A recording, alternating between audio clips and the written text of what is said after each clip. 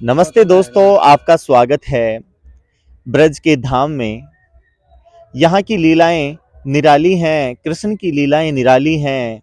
हर पत्थर में, हर घर में, हर घट-घट में उनकी लीलाएं बसी हुई हैं। हमारे पीछे आप देख सकते हो ये गोवर्धन पर्वत है। इस गोवर्धन पर्वत को किस प्रकार से भगवान श्री कृष्ण ने अपनी उंगली पर उठाया था और किस प्रकार से उस भयंकर तूफान के अंदर यहाँ के लोगों की रक्षा की थी और किस कारण से ये जो गोवर्धन पर्वत है ये यहाँ पर स्थित है और ऐसा क्या हुआ कि इसकी जो छांव है वो मथुरा तक जाती थी और आज इसकी छांव है जो बिल्कुल यहीं तक सिमट कर रह गई है। तो दोस्तों, आइए हमारे साथ आज हम आपको इन चीज़ों से रूबरू करवाते हैं।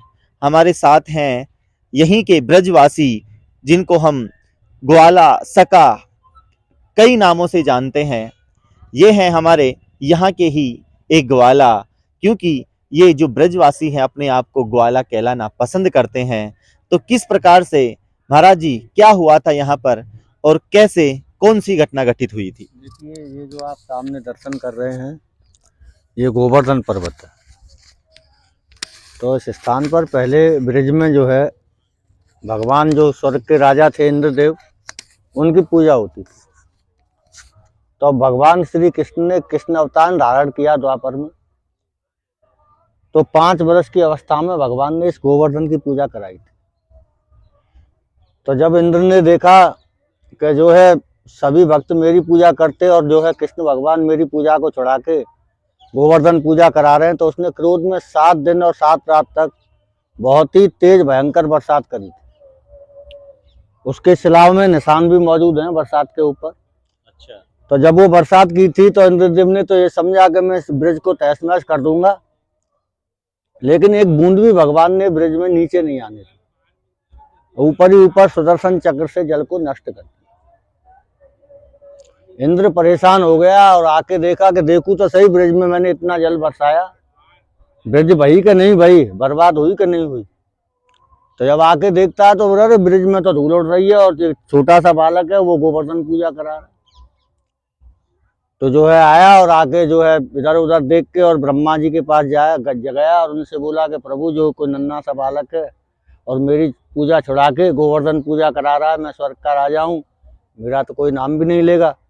अरे वो साधारण बालक नहीं है, वो स्वयं विष्णु के अवतार भगवान श्री कृष्ण है और उनके चरणों में जाके क्षमा याचना करना तो आपको क्षमादान देंगे। अपने साथ में सुरभि गाय, ऐरावत हाथी और श्यामकरण घोड़ा लेके जाना। तो गाय और ब्राह्मण को देख के भगवान स्वतः ही खुश हो जाते हैं, तो शायद आपको क्षमा मांगने की भी जरूरत नहीं पड़े, भगवान सुरभि गाय को देख के ही आपको क्षमादान देना। तो वहाँ पे पर्वत पे ऊपर भगवान के बहुत सारे चिन्हों के भी दर्शन।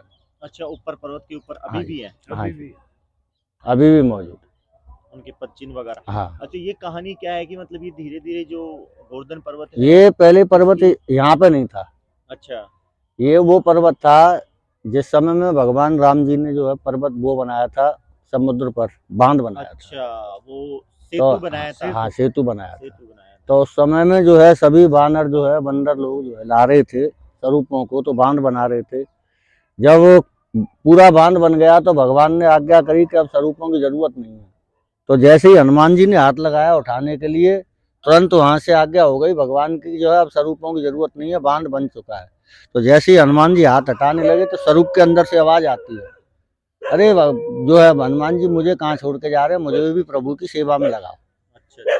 उस स्वरूप के अंदर से आवाज आती है तो हनुमान जी वापस लौट के जाते हैं और भगवान से मैं प्रभु से पूछ के आता हूँ उनकी आज्ञा है कि नहीं।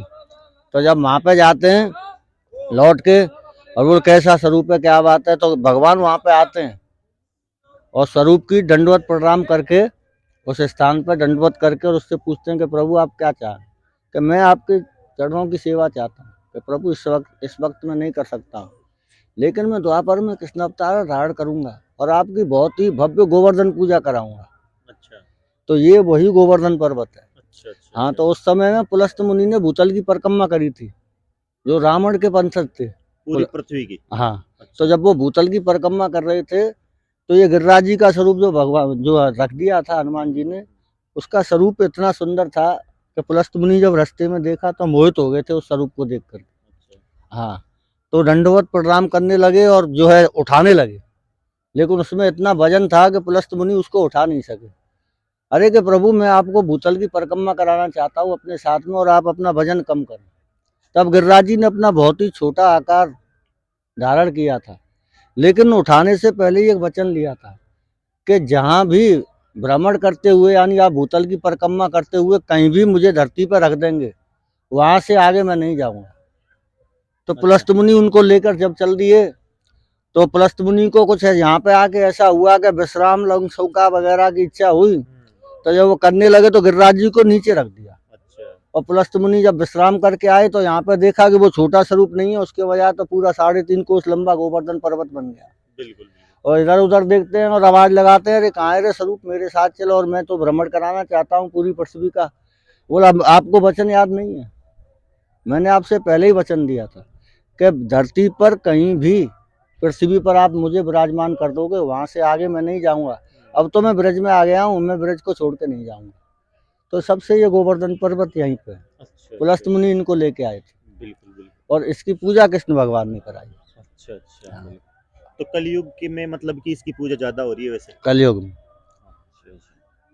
तो दोस्तों, ये थी गोवर्धन पर्वत की कहानी कि किस प्रकार से गोवर्धन पर्वत यहाँ पर आए, किस प्रकार से वो जो ऋषि थे उनको ऐसा हुआ, और किस प्रकार से ये जो विशाल है यहाँ पर गोवर्धन पर्वत, ये यहाँ पर रुक गया। और आज तक, मतलब कलयुग के अंदर आज तक इनकी जो अब पूजा, महिमा, इनका वर्णन, इनका बखान किया जा रहा है। तो दोस्तों, आगे इसी प्रकार से हमारे और वीडियो देखने के लिए हमारे चैनल को सब्सक्राइब करें, कमेंट करें, लाइक करें। धन्यवाद।